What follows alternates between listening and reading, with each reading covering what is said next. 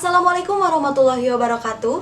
Pada hari ini tanggal 13 Juni 2020, perkenalkan nama saya Cici Darnasi, Prodi Teknik Informatika STIMIK Sumedang.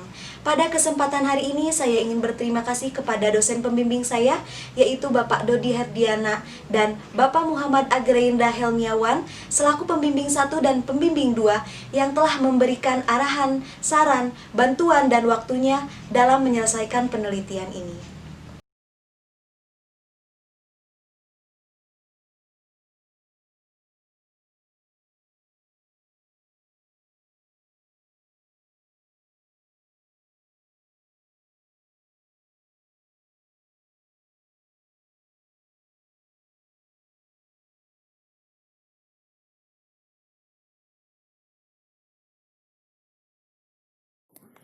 Untuk selanjutnya, saya di sini akan menjelaskan latar belakang dari penelitian. Perkembangan teknologi semakin hari semakin terus berkembang. Dengan semakin berkembangnya ilmu komputer, hampir tidak bisa dipisahkan dari kehidupan sehari-hari. Seluruh kegiatan manusia dilakukan dengan memanfaatkan teknologi komputer. Banyak bidang pekerjaan yang sudah menerapkan teknologi informasi, yaitu salah satunya bidang manajemen. Dalam bidang manajemen, teknologi informasi berbasis komputer dapat digunakan untuk mengolah data menjadi sebuah informasi yang berkualitas dan dipergunakan sebagai alat bantu pengambilan keputusan dengan menggunakan teknologi berbasis komputer.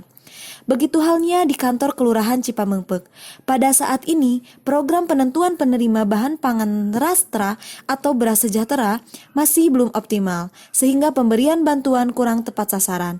Banyak terjadi kendala dalam pembagian bahan pangan, seperti penentuan kriteria yang kurang tepat dan sistem yang berjalan kurang efektif, sehingga kurang telitinya para pegawai yang menyeleksi dalam menerima bahan pangan rastra, sehingga menimbulkan kecemburuan sosial antar masyarakat, seperti masyarakat yang harusnya berhak mendapatkan bantuan tetapi mereka tidak mendapatkannya.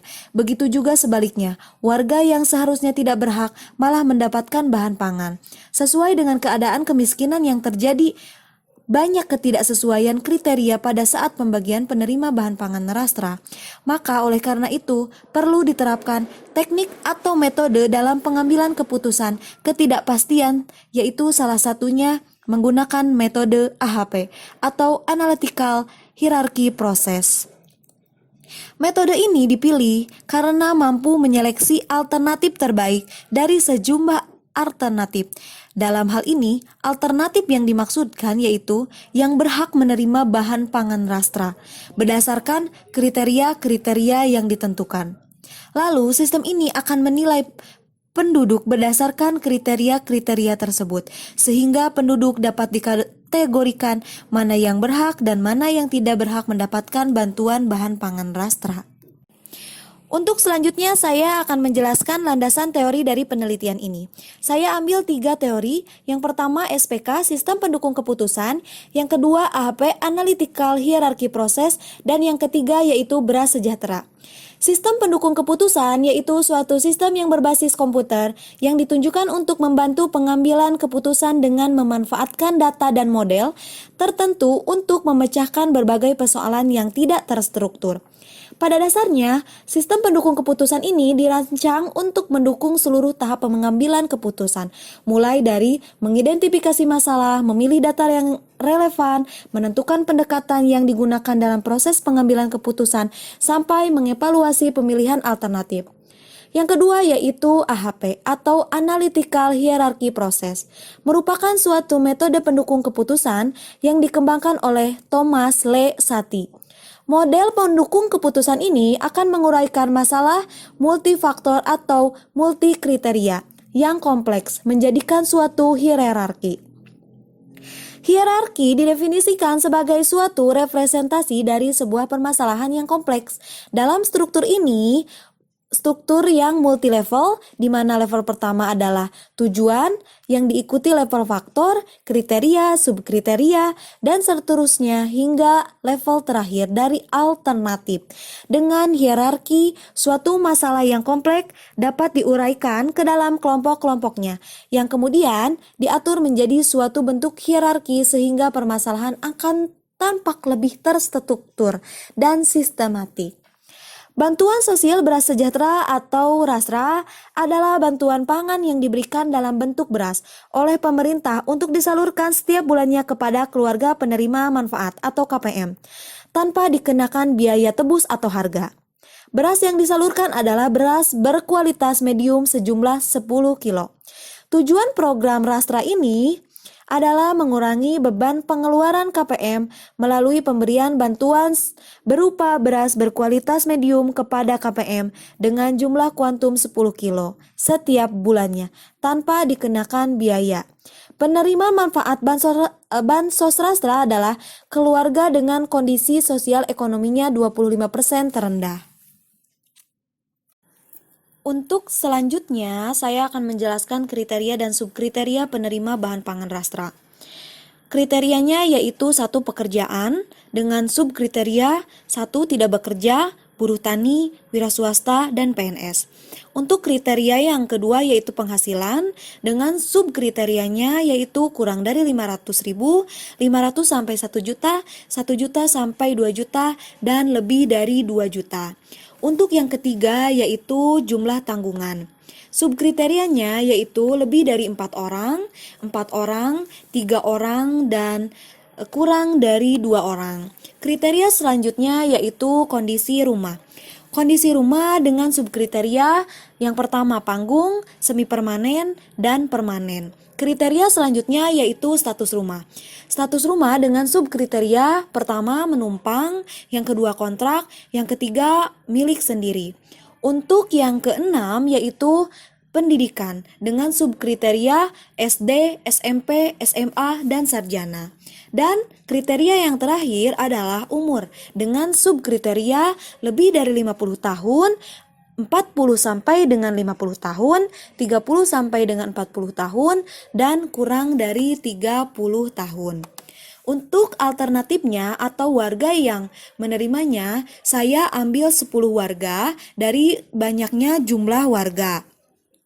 Yang pertama yaitu adalah 1 Ana, yang kedua Karsoma, yang ketiga Dedi, yang keempat Atai Johana, yang kelima Hakim, yang keenam EM, yang ketujuh Nana Wahidin, yang kedelapan Mamat Rahmat, dan yang kesembilan adalah Unen, yang terakhir adalah Rokaya.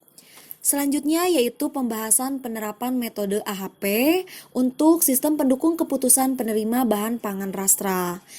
Nah, untuk yang pertama yaitu saya akan menjelaskan langkah-langkahnya terlebih dahulu. Selanjutnya saya akan menjelaskan pembahasan dari setiap langkahnya. Langkah yang pertama dari metode AHP adalah penyusunan hierarki. Penyusunan hierarki ini pada penelitian ini ada 7 kriteria yang menjadi dasar dalam penerima bahan pangan RASRA dan subkriteria yang berbeda-beda.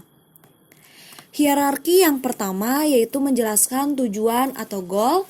Hierarki yang kedua yaitu menjelaskan kriteria yang digunakan untuk penerima bahan pangan RASRA. Yang ketiga yaitu menjelaskan alternatifnya siapa saja yang akan dijadikan contoh pada studi kasus ini. Untuk selanjutnya atau langkah selanjutnya yaitu saya di sini akan menjelaskan membuat perbandingan berpasangan. Untuk matrik perbandingan berpasangan di sini saya akan menjelaskan terlebih dahulu keterangan dari singkatan-singkatan kriterianya. PK seperti pekerjaan, SR status rumah, KR kondisi rumah, JT jumlah tanggungan, PH penghasilan, PD pendidikan, UM yaitu umur. Tabel ini merupakan matriks perbandingan berpasangan yang menjelaskan perbandingan satu kriteria dengan kriteria lain dengan mengutamakan kriteria yang lebih penting untuk nilai 0,5, 0,33, 0,2, dan 0,5 yaitu merupakan nilai kebalikan dari setiap kriteria. Nah, langkah selanjutnya yaitu membuat matrik bobot prioritas. Setelah melakukan perbandingan, matrik kemudian dilakukan pembobotan prioritas dari setiap kriteria. Hal ini dimaksudkan untuk memperoleh nilai prioritas dari tiap kriteria. Pada tabel matriks perbandingan diperoleh rumus nilai baris kolom baru sama dengan nilai baris kolom lama atau jumlah masing-masing kolom lama. Contohnya nilai 0,34. Pada perbandingan pekerjaan diperoleh dari nilai perbandingan pada tabel sebelumnya yang dibagi dengan nilai-nilai yang lainnya. Sedangkan nilai 2,11 pada kolom jumlah baris pekerjaan didapat dari penjumlahan tiap baris.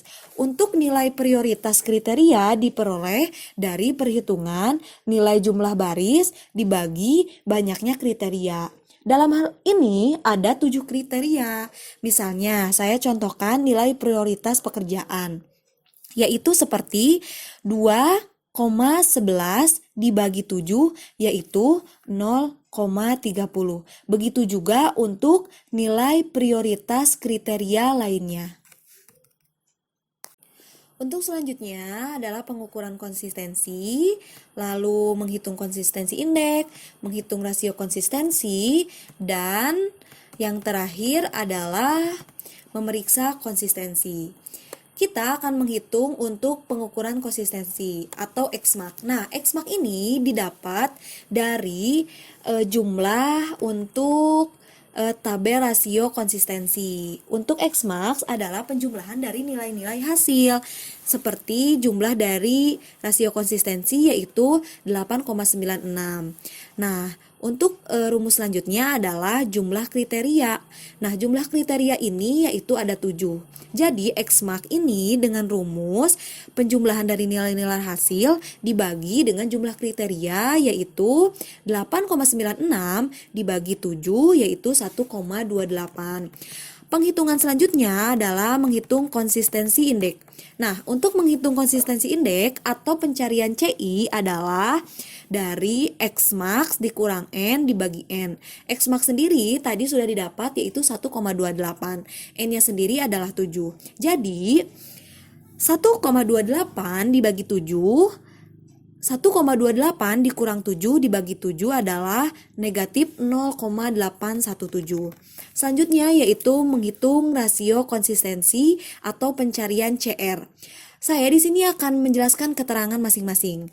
CR sendiri adalah konsistensi ratio, CI adalah konsistensi indeks, IR adalah indeks random konsistensi. Nah, lanjut untuk menghitung rasio konsistensi. Penghitungan rasio konsistensi yaitu atau penghitungan CR didapat dari CI dibagi IR. CI sendiri tadi sudah didapat adalah negatif 0,819 dibagi dengan 1,32. Nah, IR sendiri adalah ketentuannya sudah ada di daftar indeks random. Nah, berikut ini adalah gambar dari daftar indeks random. Karena di sini yaitu untuk pengukuran IR ini adalah dari kriteria. Kita ambil 7. Di sini ada kriteria ukuran matrik. Ukuran matrik di sini ada 7, yaitu 1,32 hasilnya. Maka untuk perhitungan CI dibagi IR adalah 0,817 dibagi dengan 1,32 dengan hasil 0,619. Nah, untuk selanjutnya yaitu memeriksa konsistensi.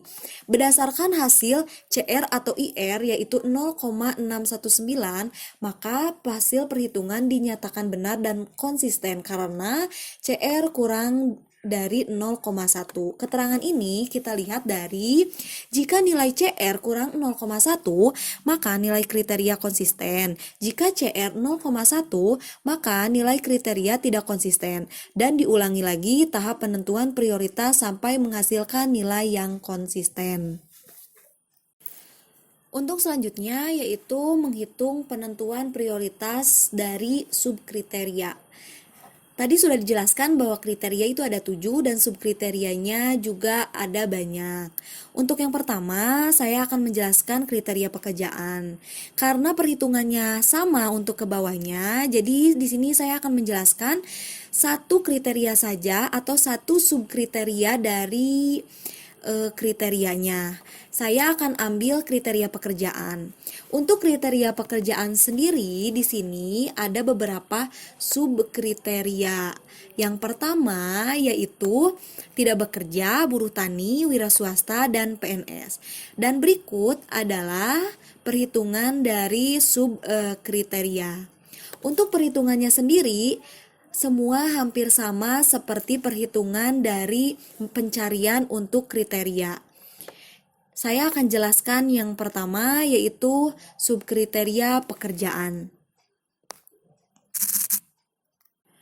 Langkah-langkah untuk penghitungan subkriteria adalah yaitu seperti perhitungan dari prioritas kriteria, membuat matrik perbandingan berpasangan, selanjutnya membuat matrik bobot prioritas, dan matrik penjumlahan setiap baris, dan rasio konsistensi sehingga menghasilkan konsistensi yang konsisten.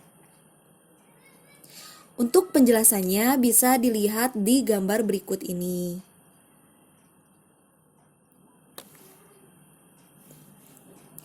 Nah, untuk penjelasan dari subkriteria pekerjaan yaitu sangat-sangat konsisten karena hasil perhitungannya negatif 0,712. Nah, untuk selanjutnya yaitu menghitung subkriteria dari status rumah. Status rumah pun hampir sama, untuk selanjutnya pun hampir sama, sampai kriteria-kriteria yang lainnya dan subkriteria yang lainnya perhitungannya sama. Untuk selanjutnya yaitu perhitungan hasil. Perhitungan hasil ini yaitu harus dibuatkannya informasi bobot kriteria dan subkriteria. Nah, untuk informasi bobot kriteria dan subkriteria ini didapatkan dari perhitungan konsistensi yang tadi kriteria dan subkriteria. Maka dari itu kita masukkan untuk pekerjaan, status rumah, kondisi rumah, jumlah tanggungan, penghasilan, pendidikan, dan umur, semua masukkan nilai-nilainya yang tadi sudah dihasilkan. Nah, ini berikut adalah gambar informasi bobot kriteria dan subkriteria yang sudah kita hitung dari awal. Nah, untuk selanjutnya yaitu penentuan hasil subkriteria. Penentuan hasil subkriteria ini ditentukan dari adanya nama-nama alternatif.